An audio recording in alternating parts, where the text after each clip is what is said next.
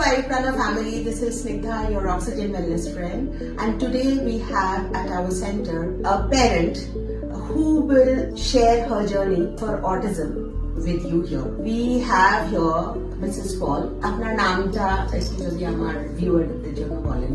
সুপর্ণা পাল, আমি নৈহাটি থেকে আসছি।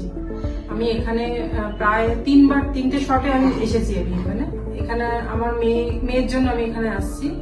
তো আমার মেয়ের মোটামুটি 2 বছর যখন ওর বয়স, 2 থেকে 2.5 বছর বয়স, তখন থেকে ওর বাবা আমি দুজনেই বুঝতে পারি যে কিছু একটা সমস্যা আমার মেয়ের হচ্ছে। সুপর্ণা, আমি একটু ইন্টারাক্ট করবো আমার ভিউয়ারদের একটু জানার জন্য যে অটিজমটা এখনো এমন একটা সাবজেক্ট যেটা বোধহয় প্যারেন্টরা বোঝে না, বা বুঝেও হয়তো অ্যাভয়েড করে যায়, না না আমার বাচ্চার এটা হতে পারে না। তো আপনার কি দেখে মনে হলো যে অদিত্রীর কি সমস্যা, বা কিসের থেকে মনে হলো যে ইট মাইট বি অটিজম, সেইটা যদি একটু শেয়ার করেন। সেটাই বলছি, যখন 2.5 বছর বয়স তখন থেকে ওর বাবা আমি দুজনেই বুঝতে পারি যে ওর বাবা বেশি, যে মেয়ে ডাকলে পরে সাড়া দিচ্ছে না, শুধু এ মাথা থেকে ও মাথা দৌড়াদৌড়ি করছে, নাম ধরে ডাকলে সে শুনছে না। অথচ আমার মেয়ে কানেও শুনতে পাচ্ছে, চোখেও দেখতে পাচ্ছে, সব ঠিকঠাক আছে। কিছু পরীক্ষা নিরীক্ষা করে দেখা গেছে কানও ঠিক আছে, সবই ঠিক আছে, কিন্তু ডাকলে সে সাড়া দিচ্ছে না। তারপর তো হাইপার অ্যাক্টিভ, তো প্রচুর হাইপার, মানে এক জায়গায় বসা, খাটের উপর ধুমধাম করে লাফানো, ঘাটও ভেঙে যাচ্ছে এমন অবস্থা। তখন কি কথা বলতো? মানে কথা ফার্স্টে বলা শুরু করেছিল, অনেক কথাই বলতো, কিন্তু হঠাৎ করে 2.5 বছর বয়স থেকে না কথাটা বন্ধ হয়ে গেল। ওকে, একদম হঠাৎ করে অনেকটাই, মানে পুরোপুরি প্রায় বন্ধ হয়ে গেছিল। আচ্ছা, মানে পুরোপুরি কি, মানে হয়তো একটা করে বলছে, যেই বাচ্চা একসাথে 4-5টা করে সেন্টেন্স বলছে, হঠাৎ করে এরকম ব্যাপারটা হয়ে গেল। সে ডাকলে সাড়া দিচ্ছে না, কোনো কিছু করছে না। যেখানে আইডেন্টিফাই করা পর্যন্ত শিখে গেছিল যে এটা কার জামা, ওটা কার জামা, ওটা বাবার, ওটা মার, ওটা দিদার, ওটা মাসির, এরকম আইডেন্টিফাই গুলো চলে এসেছিল। কার ঘড়ি কে পড়ছে, সেখান থেকে দাঁড়িয়ে মেয়ে পুরো জিরোতে চলে গেল 2.5 বছর বয়স যখন ওর। তারপরে ওর বাবা মানে প্রচন্ড চিন্তা, এসব কি হবে, কোন দিকে যাবো, মানে কিছু বুঝতে পারছি না। এসব ব্যাপারে তো আমাদের কোনো আগেও কাউকে দেখিনি, কাকে বলবো, কি করবো, যাই হোক এসব করে ওর বাবা একটা জায়গায় ওর বাবা ওকে নিয়ে গেল। সেখানে ওর একজন দেখলো, দেখে টেকে বললো যে অটিজম। তখন অটিজম ব্যাপারটা আমাদেরকে বিষয়টা বোঝালো যে এই ব্যাপার হয়, এটা 2.5 বছর বয়স থেকে এই জিনিসটা আসে বাচ্চাদের। হঠাৎ করেই কথাটা বন্ধ হয়ে যাবে, হঠাৎ করেই মানে ডাকলে সাড়া দেবে না, কথাটা অনেকটাই বন্ধ হয়ে যাবে, যেটা ওর ক্ষেত্রে সবকিছু মিলেছে। আমি যখন অদিত্রীকে ফার্স্ট দেখেছি তখন খুব ব্লাবার, মানে 1-2টো ওয়ার্ড ব্লাবার করতো, কিছুই বলতো না।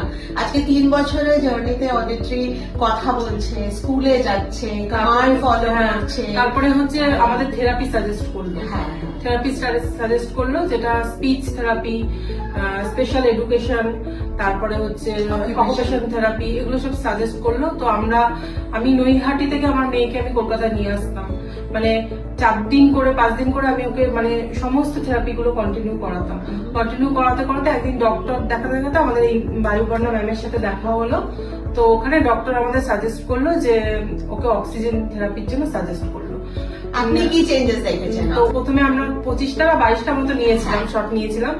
তারপরে ও অনেকটাই বেটার, বাড়ি নিয়ে যাওয়ার পর অনেকটা শান্ত, অনেকটা বসছে, প্লাস ওর এডুকেশনটার দিকটাও সাইডটা অনেক ভালো হয়েছে, অনেক ইম্প্রুভ। তার সাথে থেরাপি গুলো ছিল, সমস্ত কিছু মিলিয়ে। তারপরে আমরা আবার 22টা নেওয়ার পর আবার আমরা আরেকবার এসেছিলাম।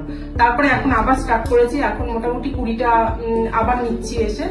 মানে এখন মেয়ের অনেক ইমপ্রুভমেন্ট, ম্যাম দেখেছেন, মেয়ে অনেক কথা বলছে, অনেক একটা কিছু জিজ্ঞাসা করলে সে রিপ্লাই দিচ্ছে, তারপর নিজের কাজটুকু নিজে সমস্তটা করতে পারে, ওর প্রয়োজনে সবকিছু বলতে পারে। মানে এখন অনেকটাই ওর বাবা আমি অনেকটাই স্যাটিসফাই, অনেকটাই মেয়ে ইমপ্রুভমেন্টের দিকে আশা করি। সামনে আমরা আরো ম্যামের সহযোগিতা পাবো, এখানে আসবো, অক্সিজেন নেব। আমি চাই যে সবাই যাদের প্যারেন্টস এই সমস্যায় আছে তারা ম্যামের সাথে যোগাযোগ করুক, অনেকটাই ইমপ্রুভমেন্ট পাবে, আমি বিশ্বাস করি। Thank you Suparna, thank you আপনার জার্নিটা শেয়ার করার জন্য। অ্যাকচুয়ালি প্যারেন্টস এটা মানতে চান না যে আমার বাচ্চার অটিজম, বা আমার বাচ্চাই কেন, বা অটিজম না এটা বোধহয় কোনো শখ পেয়ে হয়েছে, এই করে জিনিসটা ডিলে হয়ে যায়। অটিজমের একটা গোল্ডেন পিরিয়ড আছে, which we think, I think it is up to 6 years old। তো 6 years এর মধ্যে যতটা চেঞ্জেস আপনি করাতে পারবেন, বাচ্চাটাকে যত ট্রেন করতে পারবেন, তত ওর ব্রেনের ফাংশনিং বেটার হবে। বায়োলজিক্যাল এজ আর ব্রেনের এজের গ্যাপটা কম থাকে, খুব তাড়াতাড়ি ওটাকে বেটারমেন্ট করা যায়। অদিত্রির একটা মেজর চেঞ্জেস আমরা দেখেছি, যেখান থেকে বাচ্চা নন ভার্বাল ছিল সেখান থেকে আজকে প্রশ্ন করলে উত্তর দেয়, নিজের কাজটুকু করে, and I am really very happy seeing her progress. আর আই এম শিওর যে সুপর্ণা নিজের জার্নিটা যে শেয়ার করলো আমাদের সাথে, আমার মনে হয় অনেক প্যারেন্টসরা এটা থেকে অনেক উপকার পাবেন, এবং আই থিঙ্ক ওনার অ্যাডভাইসটা মেনে হয়তো বাকি থেরাপি গুলোতে জোর দেবেন, সাথে হাইপোব্যারিক অক্সিজেন থেরাপি করবেন। It is a science driven therapy, যেখানে brain functions, cognitive functions better হয়, ব্রেনে নিউরনস ক্রিয়েট হয়, যার জন্য বাচ্চারা অনেকটা মাইল্ড অটিজম থেকে রিকভার করতে পারে। ADHD থাকলে সেখান থেকে কমপ্লিট রিকভারি হয়। So kindly get in touch with us and please subscribe to our channel and please keep giving us our love. Thank you so much, viewers. Thank you.